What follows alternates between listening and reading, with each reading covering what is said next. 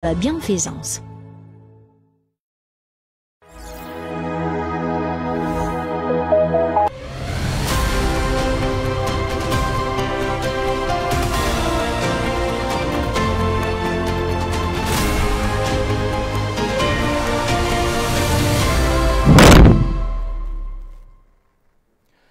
Bonsoir à toutes et à tous et bienvenue dans cette nouvelle édition d'information sur MRTV, dont voici les titres.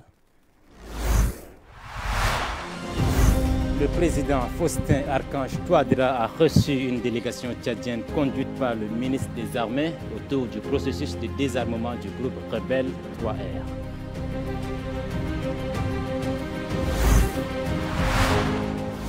Réseaux sociaux au Tchad, quand l'intimité devient un contenu public. Nous reviendrons amplement sur cette pratique inquiétante qui se banalise et interroge sur le respect de la vie privée.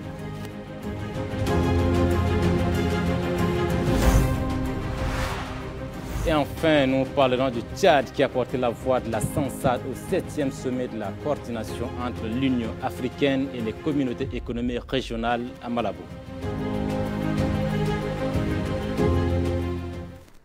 Mesdames, Messieurs, une fois de plus, bonsoir. Je le disais au sommaire, le président centrafricain, professeur Faustin Archange Touadéra, a accordé cet après-midi une audience à la délégation tchadienne conduite par le ministre des Armées, des anciens combattants, des victimes de guerre, le général Issaka Maloua Djamos, reçu au palais présidentiel et spécialement aménagé pour la circonstance. La délégation est venue faire le point au chef de l'État sur l'avancement du processus de désarmement. Un récit de Yarcho Abani Abichou. Après le lancement effectif de l'opération de dépôt des armes par l'Union pour la paix en Centrafrique le 12 juillet dernier à Malom, la délégation tchadienne en mission à Bangui poursuit ses efforts diplomatiques en engageant des pourparlers avec le chef du groupe rebelle 3R, Abdelkader Omar alias Sembe Bobo. C'est pour faire le point sur l'évolution de ces discussions que le ministre tchadien des armées, des anciens combattants et victimes de guerre Issaka Maloua Djamos, accompagné du ministre de la Communication, porte-parole du gouvernement Gassim Chérif Mahamat, ainsi que d'autres membres de la délégation, s'est rendu ce lundi à la cité des chefs d'État de Bangui, où ils ont été reçus par le président de la République centrafricaine, professeur Faustin Archange Touadéra. Mandaté par le président tchadien maréchal Mahamat Idriss Déby Itno, le général Issaka Maloua Djamos a fait au président centrafricain un compte rendu fidèle des négociations en cours avec le groupe 3R qui porte essentiellement sur le désarmement de ces éléments dans le cadre du processus de désengagement, démobilisation et réinsertion. Les deux principaux groupes politico-militaires actifs en Centrafrique, l'UPC et le 3R, semblent désormais avoir choisi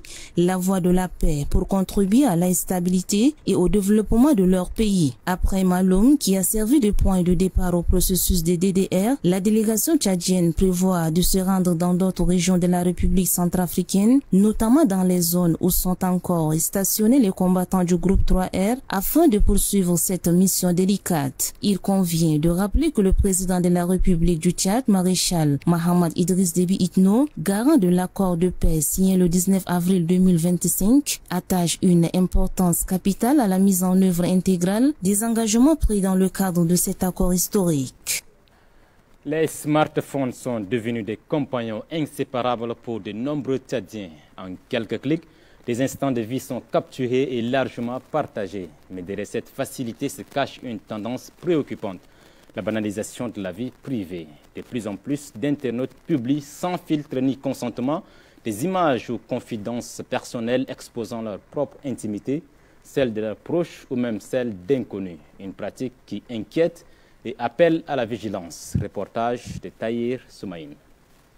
Il suffit de faire défiler son profil d'actualité, Facebook, WhatsApp, TikTok, pour tomber sur des clichés de mariage, des vidéos de funérailles, des photos d'anniversaire ou encore des séquences tournées dans les restaurants, les hôpitaux ou même dans l'intimité des foyers. Cette surenchère d'exposition ne semble connaître aucun répit. Elle est devenue un réflexe quotidien pour une grande partie des internautes, souvent en quête de visibilité. Mais au-delà du simple partage d'émotions ou des moments heureux, une réalité plus sombre se dessine. Il arrive fréquemment que des images ou vidéos d'individus soient publiées sans leur accord, parfois dans des situations embarrassantes. Dans des hôtels, des espaces publics, des bureaux ou même dans la rue, des personnes se retrouvent filmées à leur insu, leurs images projetées devant des milliers de vues. Un véritable viol de l'intimité dont les conséquences peuvent être graves, atteinte à la réputation, cyberharcèlement ou encore conflits familiaux ou professionnels. Le phénomène pose plusieurs questions fondamentales. Est-ce un manque d'éducation numérique, une ignorance des droits à la vie privée, de la simple insouciance ou pire, une volonté délibérée de nuire? À cela s'ajoute le silence de l'État dont le rôle de régulateur tarde à se faire sentir. Le Tchad dispose-t-il d'un cadre juridique clair pour protéger les citoyens contre la diffusion non consentie de leurs images? Qu'en est-il des campagnes de sensibilisation sur l'usage responsable des réseaux sociaux? Il est donc urgent d'agir. Les familles, les écoles, les associations, les leaders communautaires et les autorités doivent s'engager pour une éducation numérique responsable, car la protection de la vie privée ne relève pas uniquement du cadre légal, elle repose avant tout sur le respect de l'autre. À l'ère où les technologies prennent le pas sur les interactions humaines, préserver l'intimité devient un acte de civisme et de dignité, pour que les réseaux sociaux restent un espace de partage et non un lieu de dérive. Le Premier ministre Alamaï Alina est rentré dimanche soir en N'Djamena après avoir représenté le Tchad au 7e sommet de coordination entre l'Union africaine et les communautés économiques régionales tenues à Malabo. Il y a prononcé un discours au nom du président Mohamed Idriss Déby Itno, exposant la vision de la SANSAD sur l'intégration régionale et la réponse collective aux défis du continent. Voici un extrait de sa déclaration. Concernant la Libye, la CNSAC appelle les partis à travailler et restaurer un climat de confiance et à relancer un véritable dialogue interreligieux.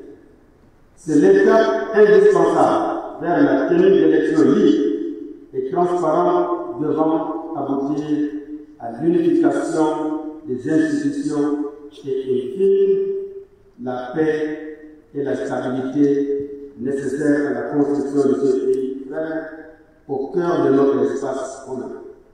Excellences, Mesdames et Messieurs, notre communauté régionale s'est également distinguée dans le suivi des processus électoraux contribuant à consolider la gouvernance démocratique dans nos États membres.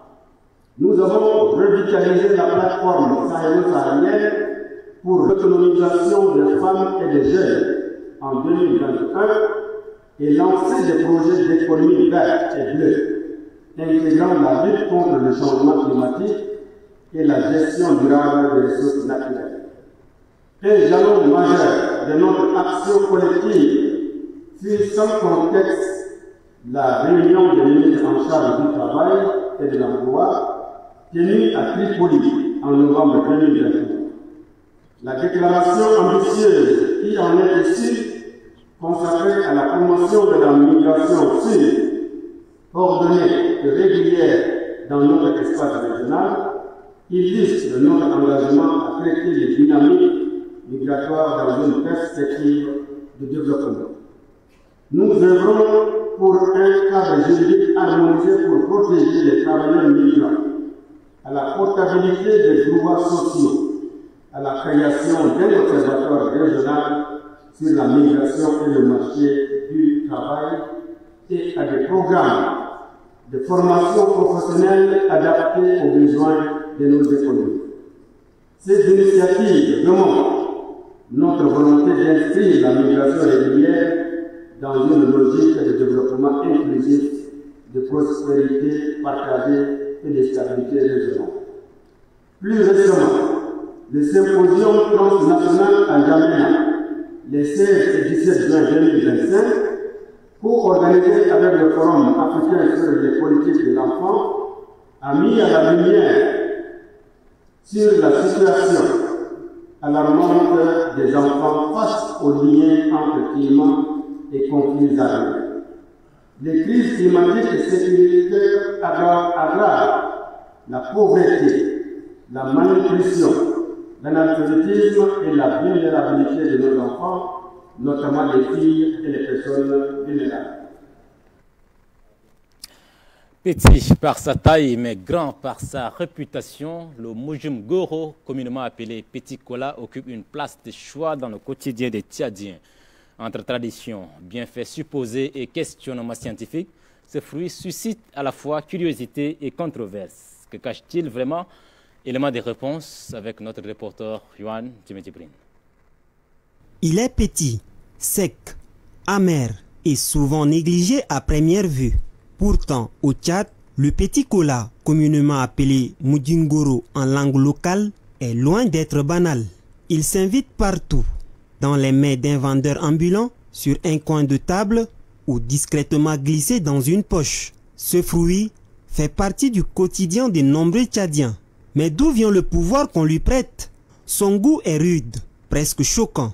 Pourtant, malgré cette amertume, le petit cola a gagné une solide réputation au fil du temps. Dans les ruelles animées de la ville d'Indiamena, certains le surnomment la graine du lion. Ce surnom n'est pas anodin. Beaucoup affirment qu'il redonne vigueur à l'homme fatigué, confiance à celui qui redoute. D'abord, ça booste en termes d'énergie, et non seulement d'énergie pour exécuter les tâches, mais aussi un bon aphrodisiaque. Mais là, je ne sais pas, mais le moudungo est très efficace, en tout cas pour certaines situations. Pour certains, le petit cola est bien plus qu'un simple fruit. C'est un fortifiant naturel qui aide à renforcer l'organisme, y stimuler l'énergie au quotidien et prévenir plusieurs maux. Il est perçu comme un remède traditionnel aux effets bénéfiques sur la santé globale. Je trouve que quand je consomme ça, je me vois un peu en bonne santé. Pour moi, personnellement, quand je sens un peu de vomissements et autres, c'est grâce au petit cola que je me sens bien et surtout les maux de ventre et autres. Donc ça me va très bien et je préfère les petits cola au cola ordinaire que les gens consomment. Au-delà des croyances populaires, la question de la santé se pose. Le petit cola est-il réellement bon pour l'organisme? Le directeur de l'alimentation et de la nutrition appliquée, professeur Mohamed Béchir, apporte des précisions. Le petit cola, appelé communément chez nous ici Mujingoro, est très connu depuis des siècles comme plante médicinale.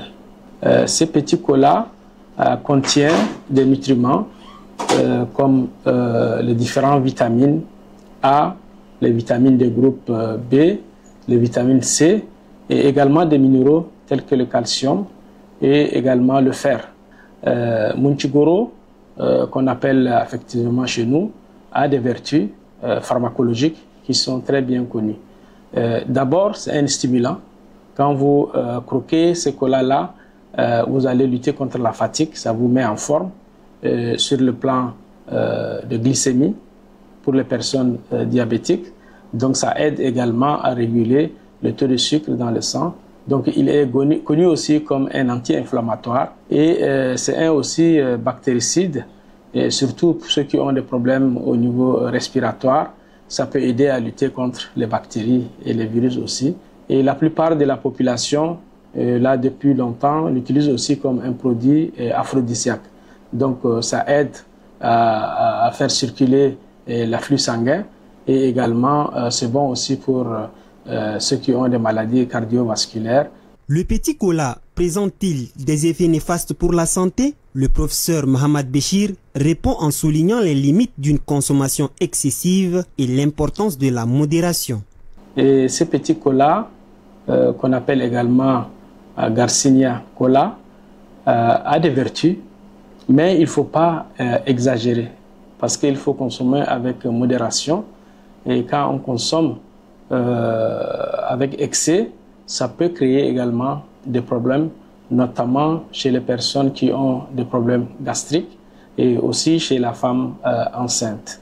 Petit par la taille, mais grand par sa portée, le petit cola continue de tracer sa route entre tradition et croyance. Qu'on y voit un fortifiant, un symbole ou un simple fruit, une chose est sûre, le petit cola n'a sûrement pas dit son dernier mot. Le petit cola est bon pour la santé, mais il faut consommer avec modération. Merci, Yohan Djimedjibrin. Le programme de la coalition islamique militaire contre le terrorisme a été lancé officiellement ce 14 juillet 2025 à l'hôtel Radisson Blu de N'Djamena.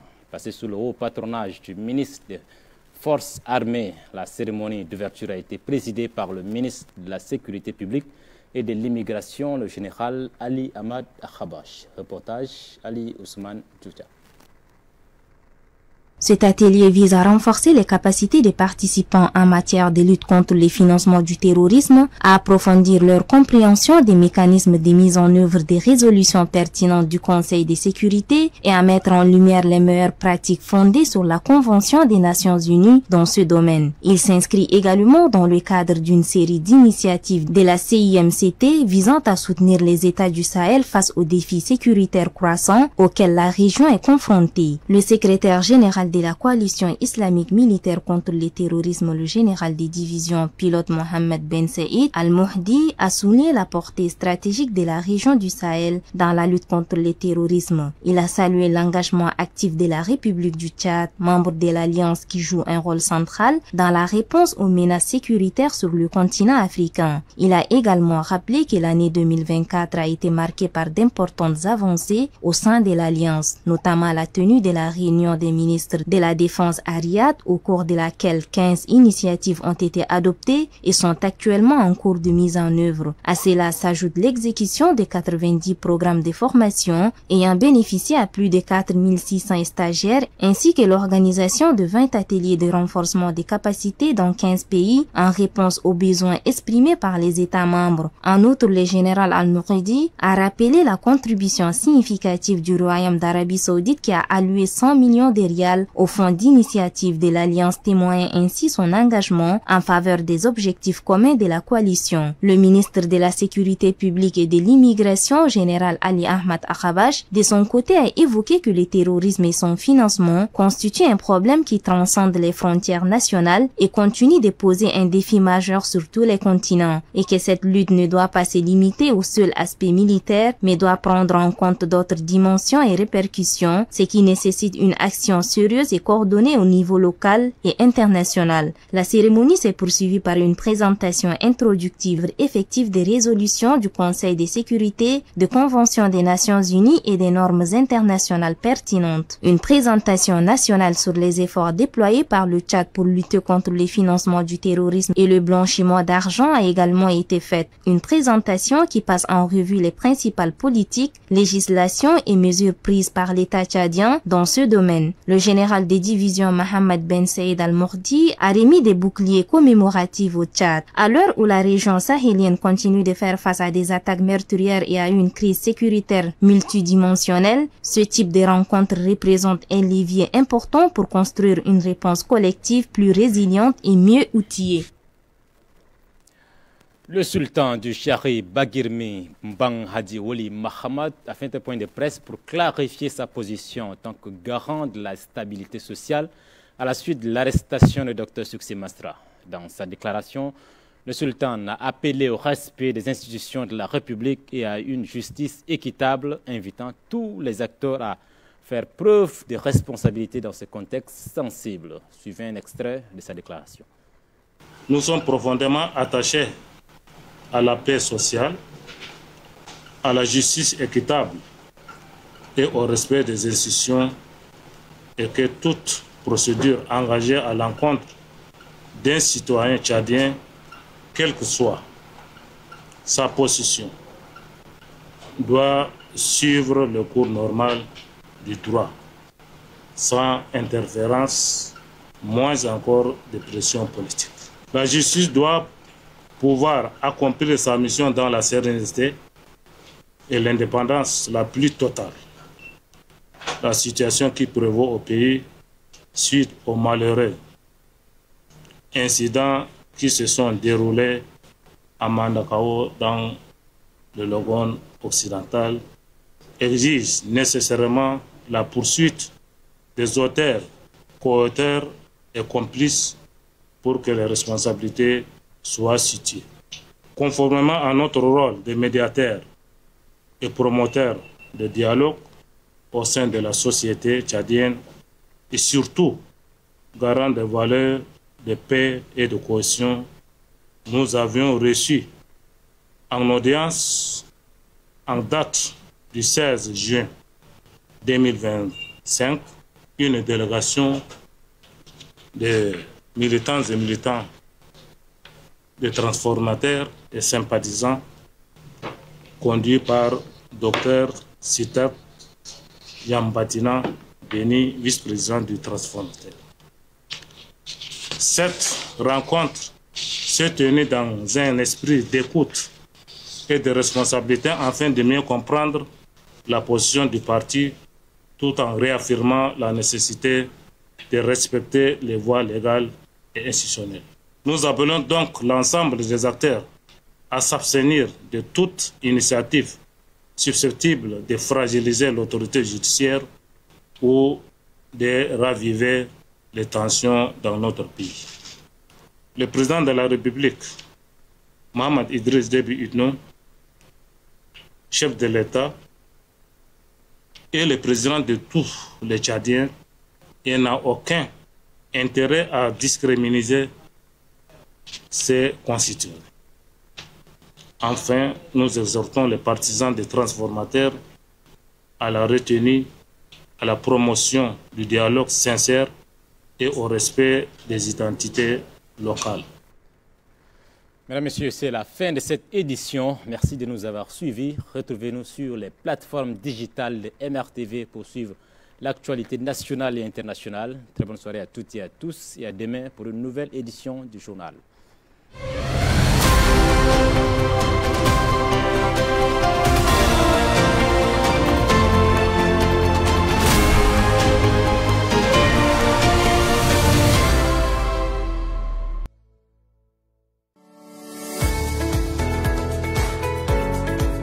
Vous regardez Manara TV.